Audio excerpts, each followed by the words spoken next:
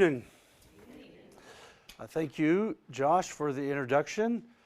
Even if I'm now known not as the guy who started Revival, but as the guy who shut it down the same week, Josh has become a friend, and I appreciate him. And thank you to Francis Asbury Society. What a great Tuesday night study. This is my family's first time this study coming, and thanks to Danny, and thanks to Gary in the back, and in fact, we maybe don't say it enough. Thanks to all y'all for what you do. Since it has become customary to joke about why certain speakers get certain assigned topics, let me open with this. Upon the invitation to speak on greed, I easily accepted and thought, oh, that hardly applies to me. I'm reminded of a quote from Vic Hamilton in the spring of '86. I'm not trying to keep up with the Joneses, I'm trying to keep up with the Waltons. So I said yes to Josh. And then I asked if I could do a second talk and a third talk. And he laughed and said, no, Brian, don't be. Yeah, that's right. And I realized that I was, in fact, eligible for this. So thank you again for the opportunity. This is our second deadly sin. It is greed. Let me lead with 4 snapshots of greed for you. You may know the story, the Greek myth about King Midas. He showed hospitality to a friend of the god Dionysius, and so Midas was granted one wish. What is better than money, the king imagined. So he wished that all he touched would turn to gold. Dionysius granted the wish. Soon all the palace was marked by gold chairs and couches, gold ornamentation, gold food on his plate. In fact, he even got frustrated with that. He couldn't eat. When his daughter was overjoyed by the wonderful gold around her, he reached out to hug her. But alas, his touch turned his very daughter into metal. Greed is a toxin, a poison. Greed drives us further than we should go in order to get more than what we should want. Greed hurts us. And in the case of King Midas, it can hurt those around us. If there were one governing verse for tonight for this deadly sin, hear the Apostle Paul in 1 Timothy 6:10. For the love of money is the root of all evil, which while some coveted after, they have erred from the faith and pierced themselves through with many sorrows. Greed. A second example for you. The 1987 film Wall Street. The main character is played by Michael Douglas, who made this iconic speech. The point is, ladies and gentlemen of Wall Street, that greed, for lack of a better word, is good. Greed is right. Greed works. Greed clarifies, cuts through, and captures the essence of the evolutionary spirit. Greed in all its forms, greed for life, for money, for love, for knowledge, has marked the upward surge of mankind, the speech went. Well, Gordon Gekko is not wrong about the drive of greed, but he's wrong about its value as being good. But his speech is valued because it gives us a snapshot of what we don't really talk about, and that is a culturally justified greed. Third, one of the many things that our current young people are missing out on is the wonder of randomly thumbing through the Guinness Book of World Records, right? Remember the tallest man? 9 foot, 5 inches. Remember the longest fingernails? It is up to 42 feet, 10.4 inches to be clear. One category there was the world's greatest miser. Hetty Green has forever held the record. Her father died when she was 30. She inherited the family business, unusual for a woman in 1864. She devoted everything to growing its value, alienating her husband and children to become known as the Wolf of Wall Street. She ate cold oatmeal as a lifestyle. She washed only the hem of her dress to save money on soap. When her son Ned broke his leg, she took him to the free clinic. It was a clinic for the poor. Before she treated him at home, his leg had to be amputated. When Hetty died in 1916, her estimated worth in today's dollars, $4 billion. But she wouldn't spend. Which brings us to the fourth. It brings us to us. We, class, we are the world's largest consumers, and our country has the world's largest domestic product, 23 trillion. 2/3 of this comes from retail consumption. We shop. We shop like no other country. The average woman spends about 400 hours a year shopping, amounting to 8.5 years in an average lifespan. Thank you, honey. Do you hear critics call higher education too expensive? Americans spend more on shoes, jewelry, and watches, $100 billion annually, than on higher education. Missionaries from the field often speak of feeling overwhelmed by the options on our grocery store shelf. We get frustrated when they run out of that one that we really like. Think of television commercials as I read this quote by William Willimon. Advertising feeds on this unfocused, relentless desire, constantly augmenting the objects of our desire, implying that consumption itself is a creative human act, regardless of the objects of our consumption. Advertising doesn't just meet our needs with the products, but creates needs. Advertising manufactures desire. As Christians, right, not just them, but as Christians we might even spiritualize this, right? Lord, increase my holdings was the prayer of Jabez for a while. And finally, our culture calls us out if we don't participate. You know some of the terms. Penny pincher, Scrooge, miser, the root of misery, by the way. Parsimony, cheapskate, stingy, like a dragon atop his hoard, or maybe you know, like Gollum with his precious ring. We have greed. Well, let's give definition to this and even some boundaries for this. We begin with the root word. Since we're broadcasting from Wilmore, the root word here of the Greek is philargyria, might be recognized for its philos, right? Love of, in this case, money. Closer to the English, closer to the English is the Latin avaritia, which is avarice. Yes, it is. Oh, you have it. All right. Well, we will not keep going. Yes, we will. We will keep going. Yeah, there it is. That's what it looks like in writing. Yeah, very good. Avarice. In fact, you can even use these interchangeably. More important, let's consider here the explanation. A passionate or selfish desire, usually for money or power. It could be for something as basic as food. What's important here for us, for greed, is the passionate and selfish desire. We're going to, before this is over, call all sorts of things good, including desires. But the extent of the desire, the degree of it, the motive of the desire, and the object of the desires, these are the variables. Greed has a sinful quality that, in fact, its desired focus is beyond what we need or warrant. And that's the trap. Seeing something that is good or neutral that we desire, we grasp for a non-essential as if it were essential for our flesh, to use Paul's term.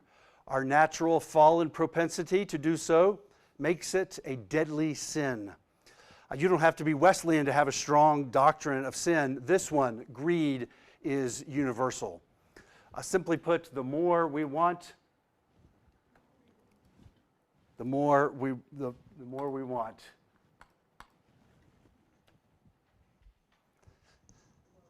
The more we have, the more it seems that we want. Henry Farley, who I had not heard of before tonight, offers this definition of its effect. Avarice is a form of solitude.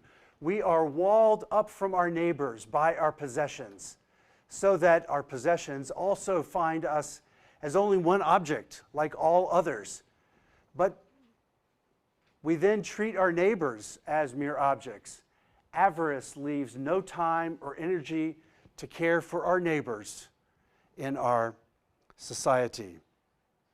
The 13th century philosopher Thomas Aquinas, who I've noticed has been mentioned every single one of our sins and virtues so far, narrows in on greed this way. And whatever things good consists in a due measure, evil must of necessity ensue through excess or deficiency of that measure. Now, in all things that are for an end, the good consists in a certain measure, since whatever is directed toward an end must needs be commensurate with the end itself. In other words, enough should be enough. When enough is beyond itself, then it is greed. On your handouts tonight, which I know so many of you are working from, you have references. Let's consider the clear picture of the Bible concerning greed. The references on your handout are there without information. Let's see how many you naturally name, because you probably don't know exactly what happens in 1 Kings 21. Who in the Bible illustrates greed in its narratives, its stories? Who comes to mind? Nabal. Remind us of the story. Well, David came to get some food and water from a guy who had more than he needed himself. And he basically said, forget it. Okay. Did not make the list. Thank you. What's? Pardon? We're all pointing Nabalism. Yeah, okay. Okay. What's another? Ahab, indeed. Ahab can be noted for greed. Balaam. Tell us about Balaam's greed. Well, he was warned, I don't know how many times by the Lord, even when he was offered a room full of gold. Yes. All he could do is bless. Yes. But then later he told them how to cause the Israelites to fall into idolatry. Okay. For money. Yes. His counterpart also, Balak, can be viewed greedily as he seeks to have the armies of Israel cursed and is frustrated when Balaam blesses them. Yeah. Yes. Good. They did not make the list. I'm beginning to doubt my list now. Who's another? Even stories of Jesus, that represents two of those.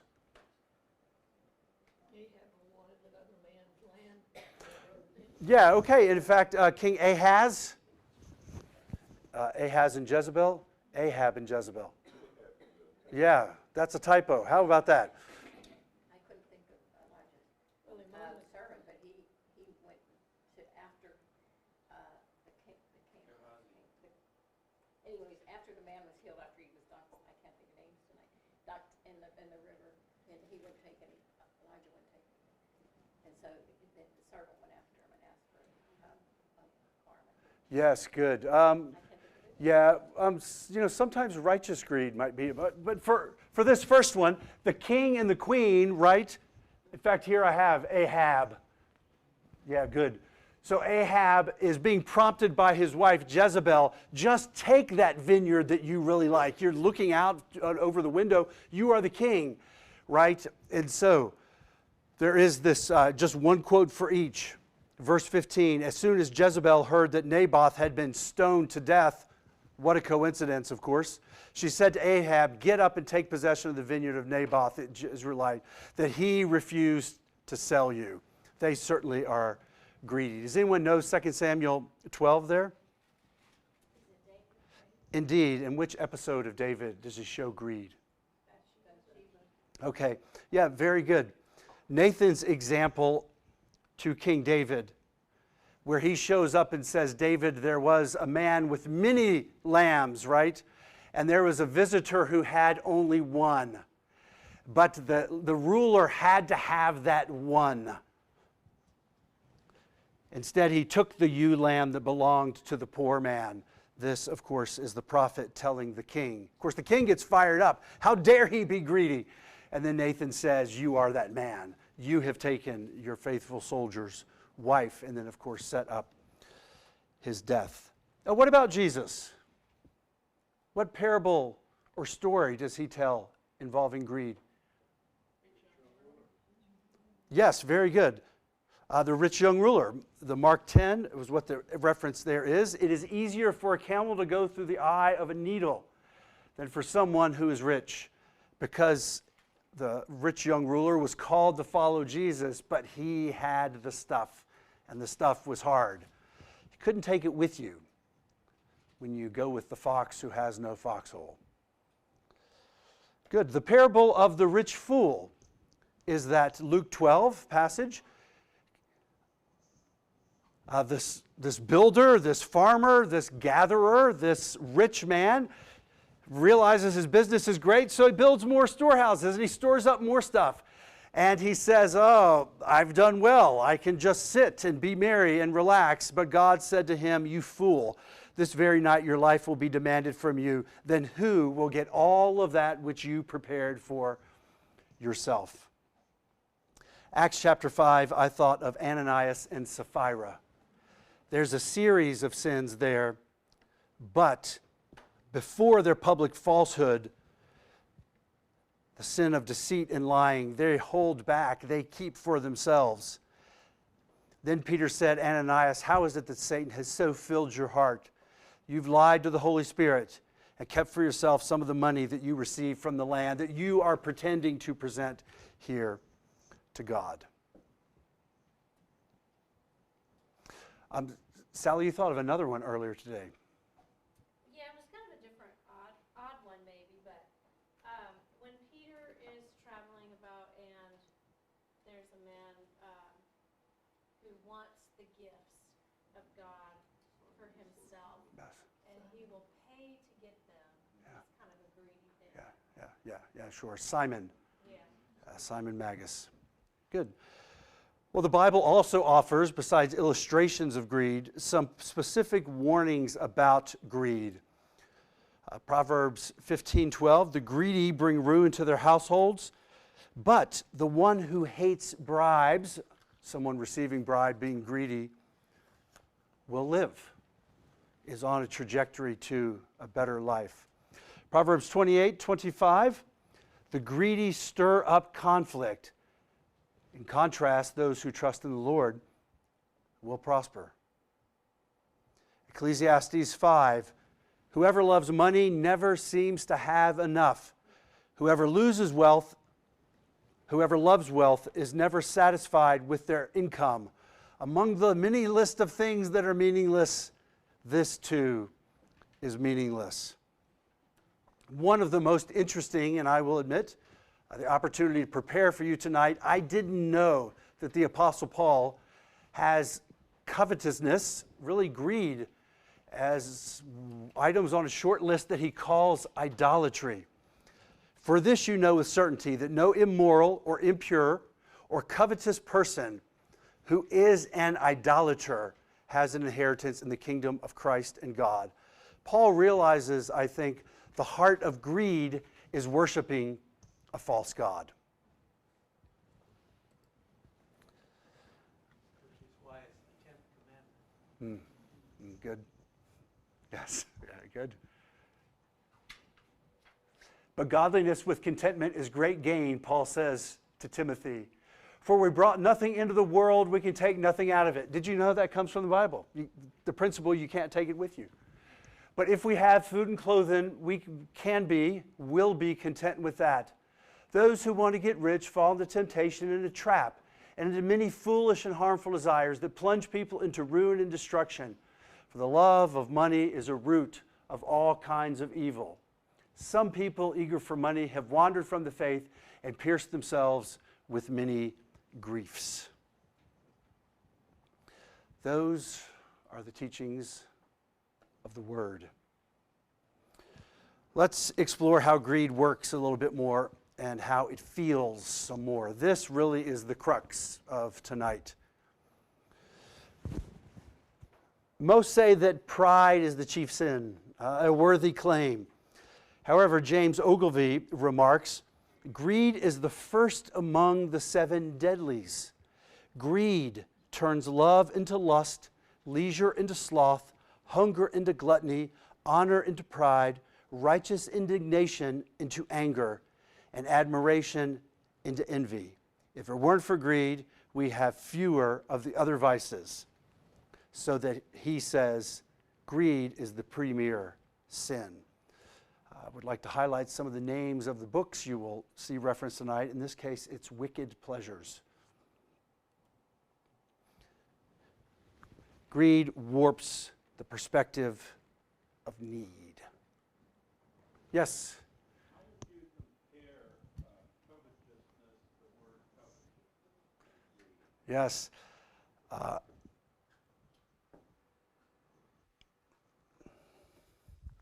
Envy, as a deadly sin, shares the covet quality, I think, with greed. Both want something out of reach, something beyond necessity. In the case of envy, another agent, if not the object itself, is a person. With greed, it's usually, you're not greedy for a person usually. You're greedy for different objects, money, power. So that's how I would distinguish a little bit. But there's some certain similarity. In fact, there's also similarity with pride. I deserve that thing is shared by both greed and pride. Gluttony also with greed tonight. It's just taking to yourself beyond that which you really need. Go ahead. You have a follow-up? I was just going to, so envy, covetousness, and greed are all like kissing cousins. I would say kissing cousins is not bad, yeah. Yeah, good. When greed warps our perspective of need, it can inspire other desperate acts, obsessing, cheating, stealing, lying. We saw that with David. Manipulating, even another deadly sin, gluttony. The prodigal son, we might look and wonder which sin is at work there. It could be, he's certainly gluttonous with the money, but what makes him want the money? Right? In the ancient world, this is essentially calling your father dead. May I have my portion of the inheritance now? That could be greed, and then the application is gluttony. Rebecca DeYoung, in a great book entitled Glittering Vices, says it this way: the inner condition of the heart gives rise to greed's outer manifestations. Thus, greed is one deadly sin that easily leads to others. Greed is a failure to balance need versus desire. After all, food is good. Money can be good. Any good quality, any good thing, in fact, is even good. But it's about what we're doing with it. We sometimes fail to balance need and excessive desire. And this is the crux of this deadly sin. Everybody has basic human needs: food, rest, love, meaning, some income. This is normal. Everybody wants to get a little bit more of the basic human needs: extra food, plenty of rest, as much love and meaning as possible, and a little extra income. This too, I think, is normal and not necessarily greedy. Many want even more, that which is excessive. Too much food is gluttony. Too much rest is sloth. Too much love is selfish or lustful. Too much meaning is prideful. And too much money is just plain greed. When this happens, we fail. We fail to balance need and a supposedly moderate buffer of our desired excess. And so knowing when need ends and greed begins can be hard. In fact, some economists here, David Kotter says, Christians for generations have agreed that greed is a deadly sin, yet the church has struggled throughout its history to precisely define the sin of greed under changing economic circumstances. After all, how many of us have really faced deep hunger or been totally deprived of love? I think the devastation of Ukraine and Turkey makes us pray for them, in part because we can't imagine the suffering. Can we truly talk about being deprived of any need so that almost everything can be a risk of greediness? How much saving buffer is needed? Is a car a need? Federal Reserve Chairman Alan Greenspan observed in 2002, it is not that humans have become any more greedy than generations past. It is that the avenues to express greed have grown enormously. And this is especially true for us as Americans. So the effect of greed. This is the great problem. We have plenty, but we want more of everything. And we convince ourselves of greed's justification. Rebecca DeYoung, again, says that greed is a disordered intention, an inner attachment centered on behavioral patterns of possession. For example, excessive acquiring, saving, and hoarding, lavish spending. These deadly sins, I think, they could almost be portrayed metaphorically with claws. They tend to latch. They tend to have a powerful, particular deep effect on us. The Apostle Paul recognizes at its core, greed is a disordering of worship, so that he calls it idolatry. In two places. It is worshiping a wrong God. It's not being content with what we have.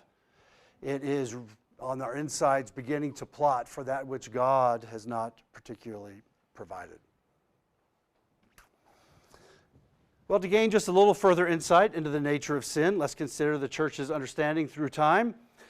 From the early church in the West, Cyprian said, whoever owns property and follows this example of equity, sharing his returns and fruits to his brothers and sisters and showing himself fair and just with his gratuitous bounties, this person is an imitator of God. And now I'm just going to be dipping into the cardinal virtue for next week. It's good that the speaker isn't here tonight, Dr. Powers. This is really the opposite. But Cyprian and here in the early church teaches about the nature, the opposite nature, if you will, of greed. 5th century John Cassian, if we avoid avarice, not only by not having any money, he was a monk, but also by not wanting to have any, this leads towards a purity of soul. Self-control, fasting are especially important for bringing about that specific purity of soul which comes through restraint and moderation. While the philosopher recognizes liberality, this is freedom, is proportionate to a person's means, for it consists not in the quality given, but in the habit of the giver. Ambrose says, it is the heart that makes the gift rich or poor.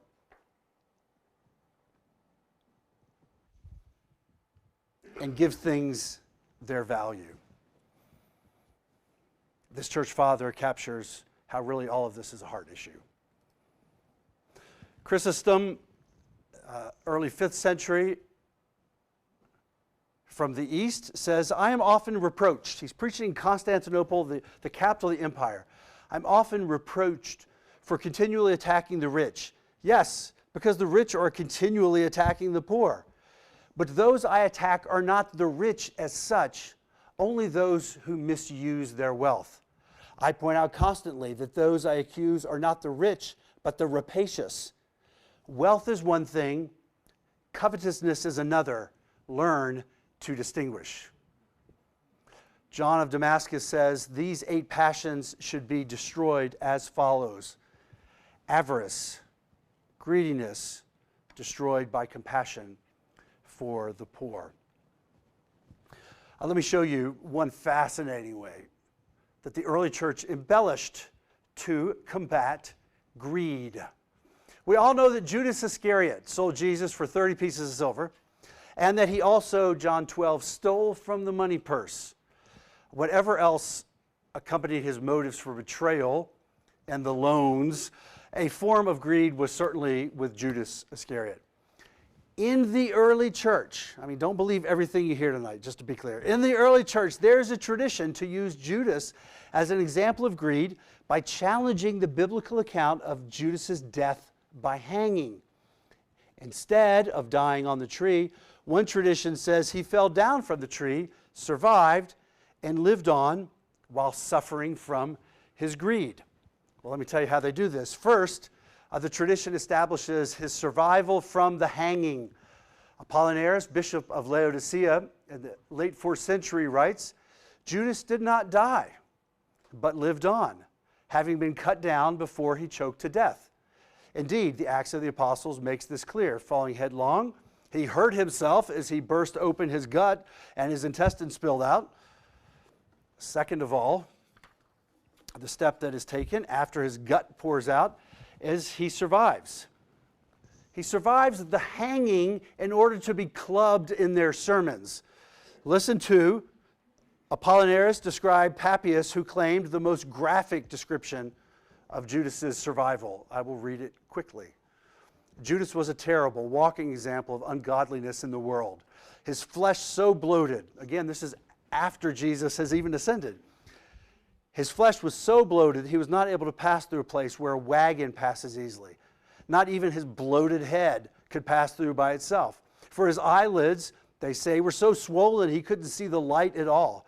His eyes could not even be seen, even by a doctor using an optical instrument, as far as they had sunk below the outer surface.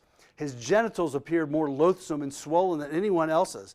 And when he relieved himself, there passed through a pus and worms from every part of his body, much to his shame. After much agony and punishment, they say, he finally died in his own place. And because of the stench of the area is deserted and uninhabitable even now. In fact, to this day, one cannot pass the place without holding one's nose. So great was the discharge from his body, and so far did it spread all over the ground. And from the early church pulpit, they're saying, and if you are greedy, this is what is in store for you. In yet another account, Judas is hit by a wagon. Judas walked about in this world as a weighty example of impiety. He was so inflamed in the flesh, he couldn't pass where a wagon would pass. And one time when it tried, the wagon struck him and his bowels emptied out. By keeping Judas alive, these early preachers are using him as an example of suffering from greed. And it served as an object lesson against it. That's just an interesting sidebar, but it shows the value of avoiding greed here in the early church. A couple voices from the medieval and modern era. Thomas Aquinas remarks, the avaricious person takes pleasure in the consideration of him or herself as one who is a possessor of riches. He remarks how it is a kind of self-delusion of justifiable need, so that he affirms also it is a false god. Balancing greed, John Wesley has this great phrase. It is from his sermon on the use of money. Earn all you can, save all you can, give all you can.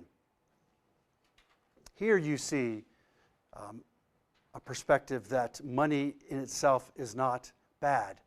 To earn is good, to save is good, and to give is good. Luther in the Reformation got angry more than once at the interest makers, the usury, which occurs in Leipzig, Augsburg, Frankfurt, and the other comparable cities. is felt in our market and in our kitchen. The usurers are eating our food and drinking our drink. But even worse, however, is that by manipulating the prices of interest, usury lives off the bodies of the poor. The world is one big brothel, completely submerged in greed, where the big thieves hang the little thieves. C.S. Lewis ranks pride as the governing deadly sin. As he does, he speaks on greed. Take it with money. Greed will certainly make a man want money for the sake of a better house, better holidays, better things to eat and drink, but only up to a point. What is it that makes a man with $100,000 a year, I added a zero, by the way, anxious to get $200,000 a year? It is not the greed for more pleasure. $100,000 can give all the luxuries that a man can really enjoy. It is, for Lewis, pride, the wish to be richer than another man, and still more the wish for power. Friedrich Buchner wrote, "The trouble with being rich is that since you can solve with your checkbook virtually every practical problem that bedevils ordinary people, you are left in your leisure with nothing but the great human problem to contend with: how to be happy, how to love and be loved, how to find meaning and purpose in your life." And we all know that money is not necessary for any of those, and that money, in fact, can prevent us from those. Finally, as a transition to closing and the healing of greed, Dennis Kinlaw writes in devotional, when Jesus comes into your life and says, "Let me take over," it is not because he's trying to steal your treasures or strip away your character.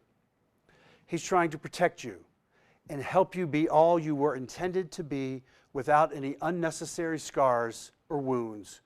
He simply brings you to the fulfillment for which you long. Greed is a cheap substitute for that great fulfillment that God, in fact, offers. Just a comment on healing greed. From before the time of Jesus, the Roman lyrical poet Horace remarked, it could apply every week, to flee vice is the beginning of virtue. If greed is disordered desire for what is otherwise good, then healing greed means gaining perspective on the relationship between sin and self, and then acting in moderation and acting in wisdom. Jesus remarked, "Where your treasure is, there your heart will be also." John Wesley makes it clear that money is not the issue compared to the heart. Money is not inherently bad. It is a gift. Money is an excellent gift of God, answering the noblest needs. In the hands of his children, it is food for the hungry, drink for the thirsty, raiment for the naked. We can be assured that wealth is not bad for us, but that our heart must guard itself against how we feel about our money. We are stewards, so our resources are to be simply stewarded well. Everybody wants more money when it comes to mine, but contentment and stewardship should govern that wealth. And we should be giving and giving. That's the rich life. Some exhortations from the Bible to oppose greed. Hebrews 13:5, keep your lives free from the love of money and be content with what you have, because God has said, never will I leave you, never will I forsake you. His presence and his resources offer sufficiency. Luke 12, and Jesus said to them, watch out, be on your guard against all kinds of greed. Life does not consist in an abundance of possessions. There was a VeggieTale. Remember VeggieTales? A few years ago, there was the episode where the Blueberry, I think, just wanted to shop and get stuff. And I loved it. They called the store Stuff Mart. And that's really what it is, stuff. I like to join my wife's family, the tradition of garage sailing. But for me, garage sale is a metaphor for moving through a lot of stuff to find the treasure. But yeah, I mean, it's stuff. We do. We exchange the stuff. And we value some stuff, and then there's the other stuff. It's a great word. Matthew 6. No one can serve two masters, Jesus said. You will either hate one and love the other, or you'll love the first and hate the other. You cannot serve God and money. Put anything there instead of money that's not God. And we can be greedy for it. Philippians 4, I have learned in whatever circumstances I am to be content. I know also how to be abased, Paul said, how to abound. In everything and in all things I've learned the secret to be filled and to be hungry, to abound and to lack. For Paul, it doesn't matter. It's about what you do with it and your heart in it and God. James 5 is a little harsh. Now listen, you rich people. Weep and wail because of the misery that's coming to you. Your wealth has rotted. Your moths have eaten your clothes. Verse 3, your gold and silver are corroded. Their corrosion will testify against you and eat your flesh like fire. You have hoarded wealth in the last days. Look, the wages you failed to pay the workers who mowed your fields are crying out against you. The cries of the harvesters has reached the ears of the Lord Almighty. He is on their side, is the effect. You have lived on earth in luxury and self-indulgence. You have fattened yourselves in the day of slaughter. You have condemned and murdered the innocent one who was not even opposing you. So for those who are greedy, this is a serious sin, and judgment does await.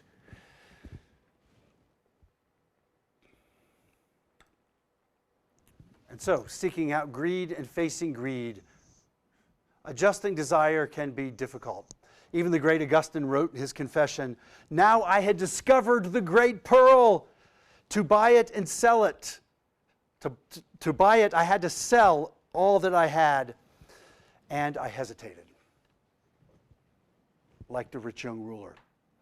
Next week, Jonathan Powers follows with charity. So watch all the ways that charity functions to offset greed, a full opposite in the cardinal virtue against the deadly sin. Rather than greeding something, essentially give something away. And with that, I thought of several scenarios. Maybe one of them will be close to you. A frugal personality can be tempted to be a miser. He or she might, in that case, remember the value of the expression. You can't take it with you, from 1 Timothy. Perspective shapes understanding. When you feel greedy, look at some pictures, old pictures of loved ones who have gone on to heaven, and see if it doesn't reshape what's important. Career workers approaching retirement can spend their last years not holding on a little bit longer to vote no in the department one more time, or for their own significance, but allowing others to lead and staying there a little bit longer while becoming what Gordon Smith Encouraging Calling calls wisdom and blessing to those around you. Essentially, surrendering that in our closed fist can free us. Readjusting significance prevents greed. The simple things of life can receive our rededicated attention. Family, grandchildren, hobbies, reading, walking in nature. Peaceful redirection can send greed to flight. If nothing else, a scenario all of us can learn, the moderation to say, no thank you, I'm good. 1 Timothy 6:6 puts it this way, contentment is next to godliness. So, may you go away with a greater understanding of greed and maybe a greater understanding of yourself. Like other sins, the solution lies in one thing. And you know the one thing. In a sermon entitled Power Through Strengthlessness, Kinlaw once remarked, why does God give us some of these things we don't want in our lives? It's to keep us dependent on him.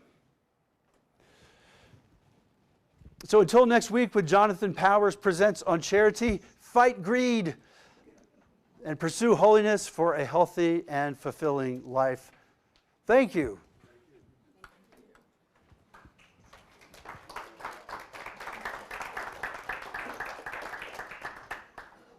We have time if you have comments. We end at 8, is that correct? 1 hour, Josh? All right. Got a comment.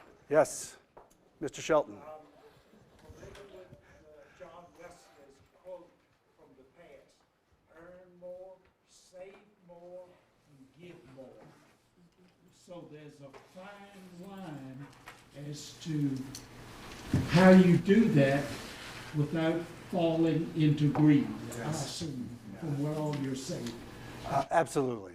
And that fine line may vary from situation to situation. I think the effect, the spirit of Wesley's saying is disarming. It almost frees us from trying to draw that line. He starts with earn a lot. So if you're a hard worker and you want to earn a lot, even if you're greedy, you're with Wesley for the first third. And then for the second third, save a lot. Well, if I keep it for myself for later, right, you can still be greedy through the second part. And then the third part breaks it all and give away, right? And not even give away the minimum so that you can save as much for yourself, right? That's against the spirit of this. The idea is you earn and save to give, almost without keeping track, which reminds me of some words of Jesus about not keeping track when it comes to loans. Yes? The three Luce brothers, whose pictures are up in the boardroom, multimillionaires, lived in one-floor ranch houses. When George died, Andy Miller, who was the Salvation Army commissioner in Atlanta, took the head of AT&T to the funeral. And the guy said, "Why are we doing this?"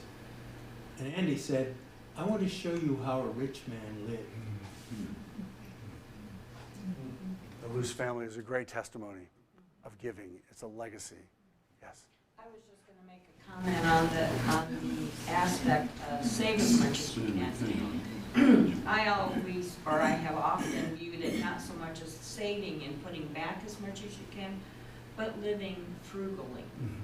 Saving in what you spend, not just what you put aside. Yeah, that's good. A caution on saving, by the way, we can also be greedy for savings. Yeah, good. Thank you.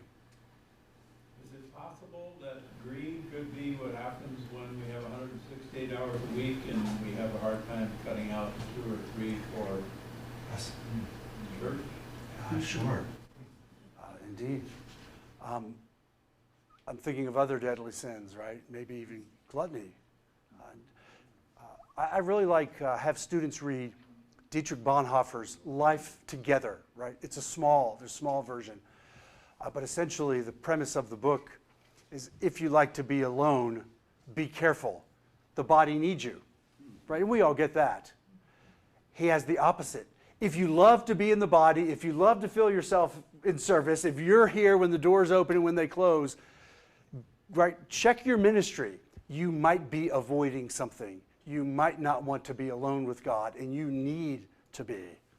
So for those of us who, fill our lives with great things, we should be careful with that. In fact, we can be greedy.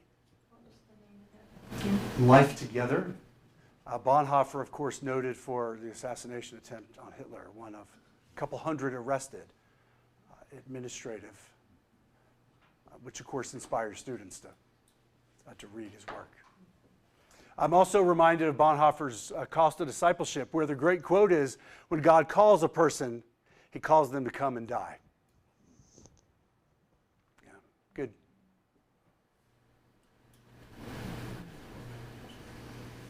Thank you. I'm applauding you. Thank you. Y'all are really good.